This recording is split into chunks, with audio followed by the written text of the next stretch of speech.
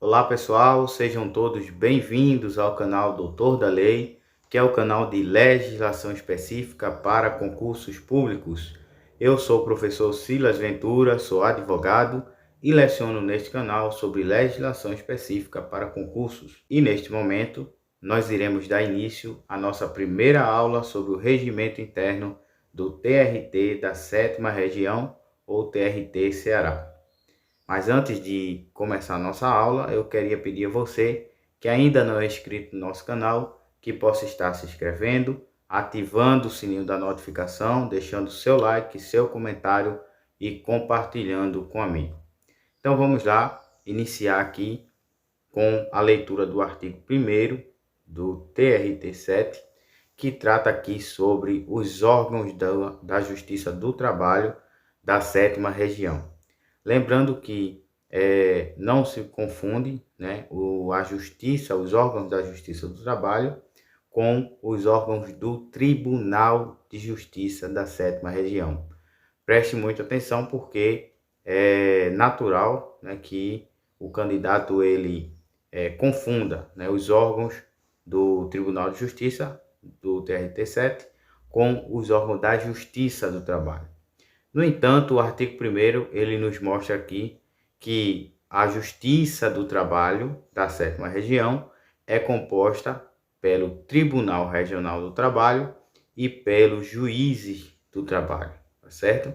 Então, para ficar de forma mais clara, didática, essa separação aqui entre o Tribunal Regional do Trabalho e os juízes do trabalho, eu trouxe aqui um quadrinho para a gente entender melhor. Então, nós temos aqui as diferenças básicas entre o tribunal, quais são as competências gerais, tá certo? Do Tribunal Regional do Trabalho da 7ª Região e dos juízes do trabalho. Lembrando que mais na frente nós iremos ver quais são os órgãos do Tribunal de Justiça do Trabalho, a sua composição e também as suas competências. Então veja como é fácil nessa tabelinha aqui, mostrando em cada...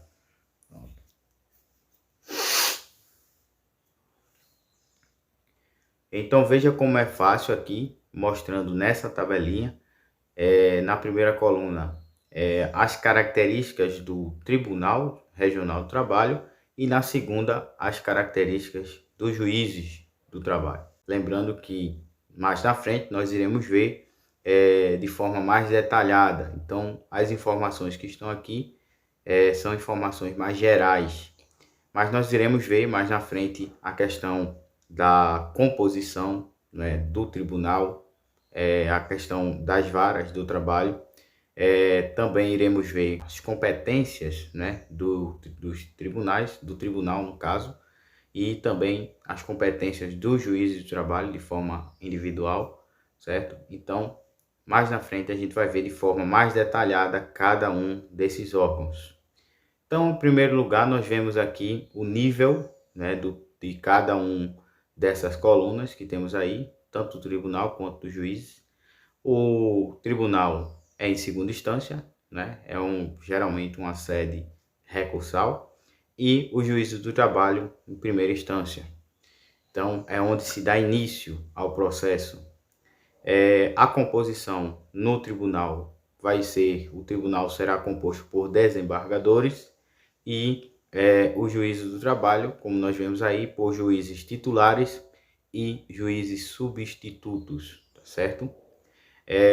A função, geralmente, é uma função do tribunal revisão, né, revisional, revisão de decisões da primeira instância, julgamento de recursos e também processos administrativos.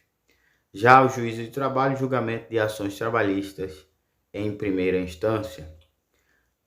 As decisões, no caso do tribunal, vão ser decisões colegiadas, né, por um colegiado de desembargadores, que pode ser tanto a questão do pleno, tribunal pleno, que a gente vai ver essa questão também, como das turmas ou câmaras, né, dependendo do que for disposto pelo tribunal, né? Que às vezes alguns tribunais dividem em turmas e outros dividem em câmaras. Então a gente vai ver isso também adiante. Já nos juízes do trabalho, a gente vai ver as decisões de forma individual, tá certo? Seguindo, nós temos a abrangência, que se dá no tocante à jurisdição. Então, no tribunal, a gente vai ter a jurisdição, que vai atuar sobre a totalidade da 7ª região, ou seja, todo o território do estado do Ceará. Já as decisões do juízo do trabalho vai ser de acordo com a vara, né, que ele estiver ali localizada, que estiver que for titular, tá certo? Então a decisão ela se dá em relação a aquele processo que foi ali ajuizado, certo? Temos ainda a questão da administração, que no caso do tribunal será uma gestão administrativa e financeira. Então, o tribunal é responsável, né, por gerir tanto administrativamente como financeiramente todas as varas do trabalho e também o próprio tribunal, né, que fazem parte ali do estado do Ceará. Já no caso do juízo do trabalho, a gestão administrativa ela é limitada apenas à sua vara, certo? Agora, quanto à criação, vamos ter que é estabelecido como órgão, deixa eu colocar mais aqui, no tribunal, nós vamos ter que ele vai ser estabelecido como órgão colegiado pela legislação. E no juízo do trabalho, eles vão ser criados e regulamentados por lei específica. A gente vai ver isso também mais na frente. Quando for necessária, né, uma criação de uma nova vara, então deverá ser por meio de lei específica. Agora, sobre a alteração de jurisdição, temos que, quanto ao tribunal, ele pode alterar a jurisdição e sede das varas mediante resolução, certo? Então, quando for necessária uma alteração da jurisdição ou da sede de determinada vara, veja que é mediante resolução.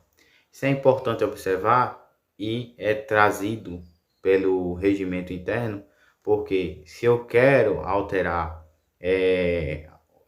no caso o tribunal, né, quero alterar a jurisdição ou sede de determinada vara, vai ser mediante resolução, certo?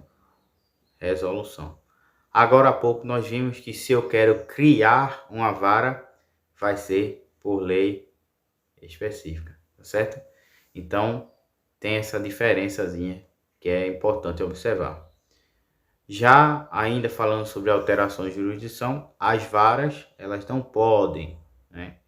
Não tem poder de alterar a jurisdição ou sede. Então, esse poder ele é dado ao tribunal. Seguindo, agora o último, né, sobre tratamento e título. Então, o tribunal vai ser tratado como egrégio, ok?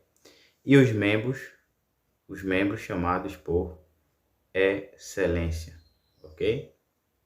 Então, quando se for dirigir ao tribunal, deve se dirigir como egrégio e os membros devem se dirigir como excelência, certo?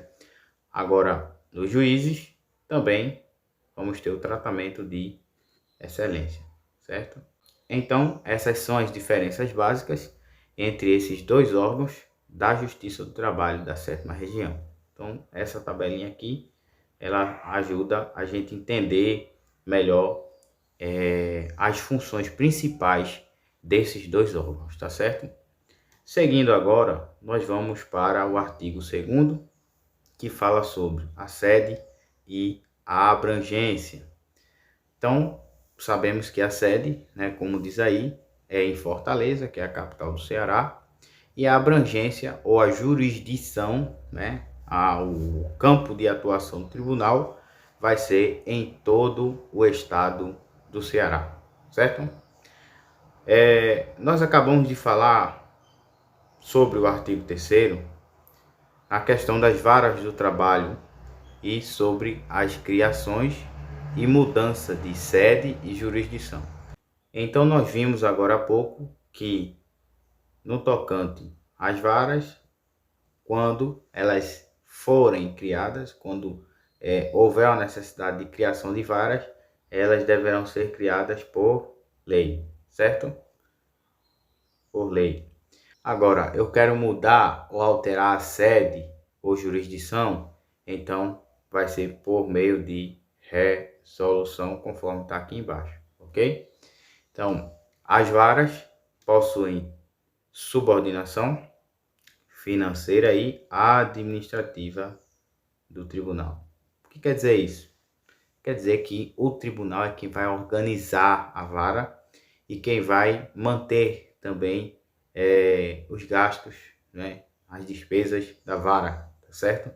Então, todos os recursos, inclusive lotação de funcionários, pagamento dos funcionários que trabalham nas varas, dos juízes, dos auxiliares da justiça, dos servidores como analistas, técnicos, peritos, etc. Então, tudo aquilo vai ser mantido pelo tribunal, certo?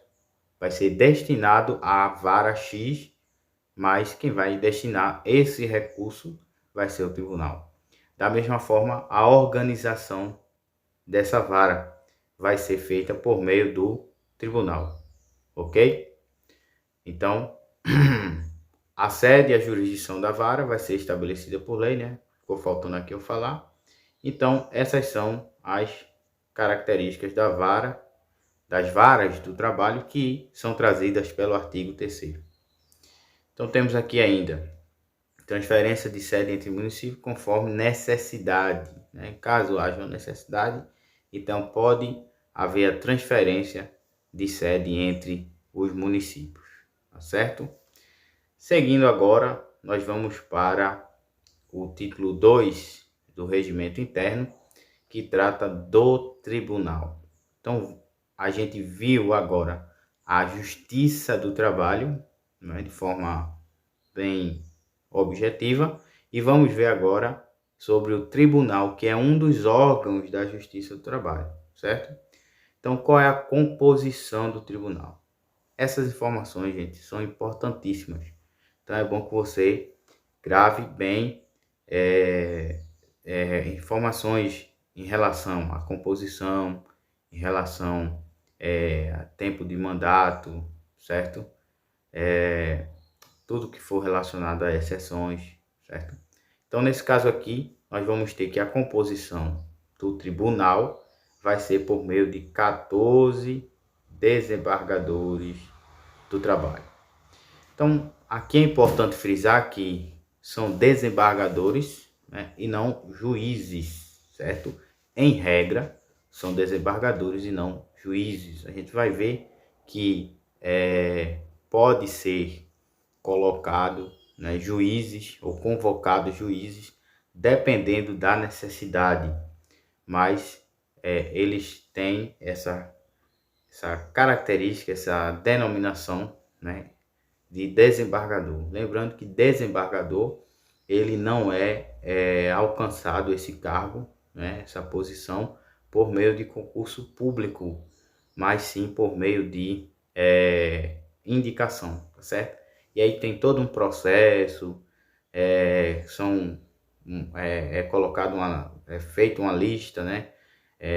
E essa lista, para estar nessa lista, são respeitados alguns critérios, como antiguidade, merecimento, etc., que a gente vai ver no momento oportuno em que o regimento interno trouxer essa parte, certo? Então a gente vai ver mais na frente. Então são desembargadores. Esses desembargadores, eles são vitalícios. O que são vitalícios? A gente tem essa característica ou garantia, certo? Garantia.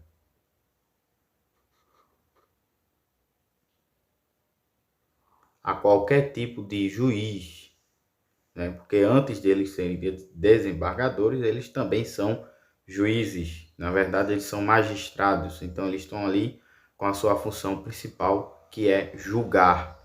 Então, lá na Constituição Federal, para quem já estuda, né, já vem estudando direito constitucional, passa na parte de Poder Judiciário, vai ver lá, acredito que a partir do artigo 92 em diante, a gente vai ver lá a questão das garantias do Poder Judiciário, as garantias dos juízes, dentre elas a vitaliciedade, né? São 3 garantias, que é a vitaliciedade, a inamovabilidade e a irredutibilidade de subsídio, tá certo? Essas garantias são reservadas a esses profissionais, a esses operadores do direito, pelo fato de eles exercerem, né, uma função de muita relevância e que eles dependem, eles precisam de uma certa independência, né, de qualquer órgão ou abuso de poder. Eles precisam dessas garantias para estarem livres de qualquer amarras para poderem julgar de forma imparcial. Então, essas garantias já foram colocadas ali na Constituição Federal para que eles não corram risco, né, de deixar de julgar determinado assunto, determinada matéria, porque alguém está ameaçando ele de ser retirado, por exemplo, do cargo de juiz, né, ou então de ser ameaçado de ser o seu salário reduzido, sua remuneração, seu subsídio reduzido, certo? Então, por isso, a questão da irredutibilidade de subsídio, ou então ameaçado de ser movido, né, de uma vara melhor para uma vara menos interessante, podemos dizer assim. Então, essas 3 garantias, elas servem para fazer com que o juiz, o magistrado ou desembargador, ele não tenha medo, né, ele exerça de forma independente a sua função. Então, vitaliciedade é isso, né? Que você só sai daquela função quando você se aposenta ou quando você morre. A regra é essa. Então, são 14 desembargadores vitalícios, mas esses 14 desembargadores, eles são divididos, como nós vemos aqui embaixo. Antes disso, nós vemos que a nomeação desses desembargadores é pelo presidente da República, certo? Preste atenção nisso aí, porque apesar de se tratar de um tribunal regional da 7ª região, mas os desembargadores não são nomeados pelo governador, ok? Então, pode ser uma casca de banana na hora da prova. São nomeados pelo presidente da República, conforme artigo 4º do Regimento Interno. Agora, essa divisão, nós temos aí que dos 14 desembargadores, 11 vão ser oriundos da carreira. Eles vão ser juízes titulares de vara do trabalho, tá certo? Então, são juízes, são os profissionais que prestaram concurso público para juiz do trabalho, né? E já atuam ali há um certo tempo, que mais na frente a gente vai ver esses critérios de promoção, né? Que é quando sai de desembargador, de juiz para desembargador, certo? Então, são 11 juízes de carreira que já estão ali um bom tempo trabalhando como juiz. A outra parte da composição é a questão de advogados e membros do Ministério Público do Trabalho. Então, são 11 oriundos de carreira e 3 escolhidos dentre advogados, né, e membros do Ministério Público, né, e 3 escolhidos dentre advogados e membros do Ministério Público, certo? Conforme o artigo 94 da Constituição Federal. O regimento interno, ele vem trazendo aqui a disposição sobre a alternância. Quando for criada a lista de juízes, né, para a votação daqueles que irão, né, futuramente se tornar desembargadores, então deve ser respeitada a alternância. Então, se numa lista são indicados advogados. Na outra lista, na lista que vier, né, posteriormente, devem ser colocados membros do Ministério Público do Trabalho. Então, assim vai sendo respeitada uma certa alternância. Então, numa lista coloca advogados, em outra lista coloca membros do Ministério Público do Trabalho. E assim depois, na próxima lista, advogado de novo, e na próxima lista, Ministério Público do Trabalho. E assim vai alternando entre advogados e membros do Ministério Público do Trabalho. O artigo 6º agora vai tratar sobre o tratamento do tribunal e dos seus membros. Então nós vimos já lá em cima, né, naquela tabelinha, que o tribunal deve ser dado tratamento de egrégio tribunal e aos membros de excelência. Lembrando que os membros são apenas os desembargadores e os juízes que porventura estejam ocupando a vaga de algum desembargador que esteja por afastamento, esteja em afastamento, tá certo?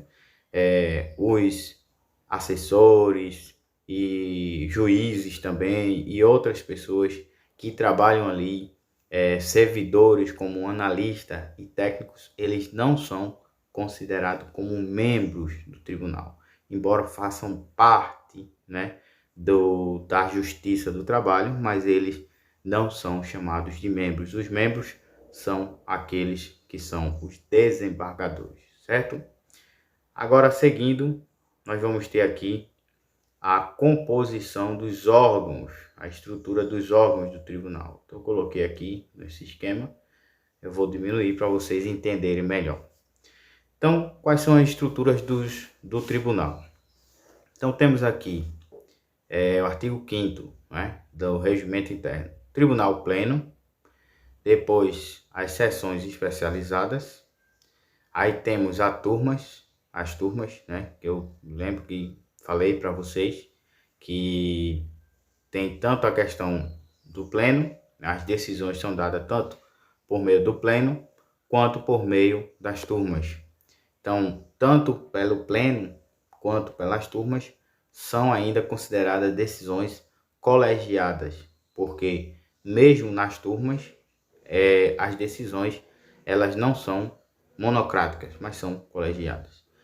Apesar de ter ainda assim cada desembargador a condição de poder julgar de forma monocrática. Mas em regra, tribunal pleno e turmas, eles vão decidir de forma colegiada. Então temos as turmas, temos a presidência, né, que é ali o presidente que vai compor esse órgão. Temos a vice-presidência, certo? A corregedoria regional, o Conselho da Ordem Alencariana do Mérito Judiciário do Trabalho, temos o Conselho da Medalha Labor et Justiça, né? A Escola Judicial e, por último, a Ouvidoria. Então, são esses órgãos que compõem, que de forma mais interessante, né, dá para ver todas, o Tribunal de Justiça da 7ª Região, certo? Então, pessoal, cada órgão desse a gente vai mais na frente ver órgão por órgão, né, a composição de cada um, as características e principalmente as competências, que são aquilo que ele faz, né, que eles fazem, as atribuições de cada um deles, certo? Então, seguindo agora, nós vamos já tratar sobre o próprio tribunal, certo? No entanto, esse artigo 7º, ele traz aqui algumas questões a respeito do que se entende por antiguidade, né? E sobre o momento da contagem dessa característica, certo? Essa característica da antiguidade, ela vai ter vários efeitos legais. E aqui no tribunal é muito importante essa questão da antiguidade, por quê? Porque é o que vai fazer com que juízes, né, futuramente eles sejam colocados, votados, né, para serem os futuros desembargadores, certo? Então os critérios é antiguidade e merecimento. Então, como é feita a contagem dessa antiguidade? Então, nós temos aqui pelo menos duas situações acerca da contagem e dos critérios dessa antiguidade. Então, temos aqui a questão dos desembargadores do trabalho e juízes titulares de vara, e depois nós vamos ter a questão dos juízes substitutos, certo? E temos outra situação também, que são essas duas classes, sendo que vieram antes do ano de 2010, tá certo? Então primeiro a gente vai ver essa, depois a gente vai ver a outra, que ambas são trazidas pelo artigo 7º do Regimento Interno do TRT. Então veja bem, nós temos aqui um quadrinho para facilitar a nossa vida. A vida do concurseiro, ela só é facilitada por meio de tabelinhas, tá certo? Ou esquemas, né? Então veja bem, critérios de antiguidade no TRT-7. Então temos aqui, ó, a primeira tabelinha, que é a primeira situação, e a segunda situação aqui embaixo, certo? Depois a gente vai ver ela. Então veja só, como se conta a antiguidade para desembargadores e juízes do trabalho e para os juízes substitutos. Então, nessa primeira coluna, nós temos que vai ser contada tanto da data da posse, certo? Ou a partir da maioridade, ok? Então, digamos que o camarada foi empossado tal data, então passa a contar dali para quando chegar numa situação em que for necessária a verificação da antiguidade, então vai fazer a contagem a partir da data da posse dele como juiz, certo? Ou desembargador também, né? Já no caso dos juízes substitutos, existe uma diferença entre o titular e o substituto. O titular, ele passa por um processo, né, de escolha da vara, que o tribunal é quem lota ele naquela determinada vara. O substituto é aquele que acabou de ser aprovado no concurso, acabou de ser empossado, né, nomeado e empossado, saiu da lista de espera, né, de concurso público. Então, o que é que o tribunal vai fazer? Vai mandar ele para vários lugares em que estejam precisando de desembargador, aliás, de juiz titular, ou que o juiz titular esteja doente, o juiz titular está de férias, o juiz titular aconteceu um problema, ele teve que se afastar. Enfim, várias situações em que o juiz titular não está podendo exercer ali aquela vara. Então, o substituto é quem entra nessa situação. Para a contagem de antiguidade do juiz substituto, vai ser as três situações. Então, pode ser tanto da data da posse, quanto da maioridade, quanto da classificação no concurso, tá certo? Então, é fácil saber a diferenciação, porque só o juiz substituto que vai entrar esse terceiro critério aqui, que é a classificação do concurso. Os outros são iguais, tá certo? Então, é só prestar atenção que você vai entender. Agora, seguindo para outra tabelinha, é em relação àqueles que tiveram posse antes de 28 de maio de 2010, tá certo? Então, é isso que o regimento interno vem trazendo, né? O tribunal vem trazendo pelo regimento interno. Então, vamos ter desembargadores de trabalho, juiz de titulares de vara e juiz do trabalho substituto. Sendo que nessa segunda tabelinha nós vamos ter aqui mais critérios, a depender de cada cargo, tá certo? Então, no caso dos desembargadores, vão ser contados, né? A antiguidade vai ser contada da data da posse, como você vê aqui, né? Sim, da posse, data da nomeação ou promoção, do tempo de serviço na magistratura do trabalho. Isso significa que do tempo que ele tiver apenas como magistrado somente da Justiça do Trabalho, certo? E mais na frente temos tempo da magistratura, tempo de serviço na magistratura, ou seja, se antes dele ser juiz de trabalho, ele já teve tempo como magistrado em outras justiças, como a Justiça Federal, Justiça Estadual ou outras, né? E também aqui tempo de serviço público federal, né? Que é o tempo como servidor, de alguma forma como servidor só no âmbito federal, certo? Temos ainda a questão da idade, né? Então vai ser contada a idade também do servidor. Muito bem, então essas são os critérios de antiguidade para desembargador. Agora para juízes titulares de vara. Então vamos ter da data da posse, aí nomeação, promoção não conta.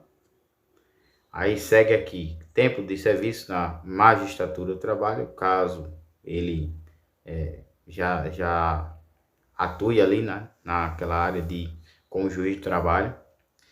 Temos aqui tempo de serviço na magistratura, então é a mesma coisa, né? A mesma coisa dos desembargadores. Temos também tempo de serviço na magistratura, tempo de serviço público federal também. Vamos ter a idade, vamos ter tempo de serviço público, que não necessariamente no âmbito federal, mas pode ser em outras regiões, como estadual ou municipal, então desde que seja serviço público.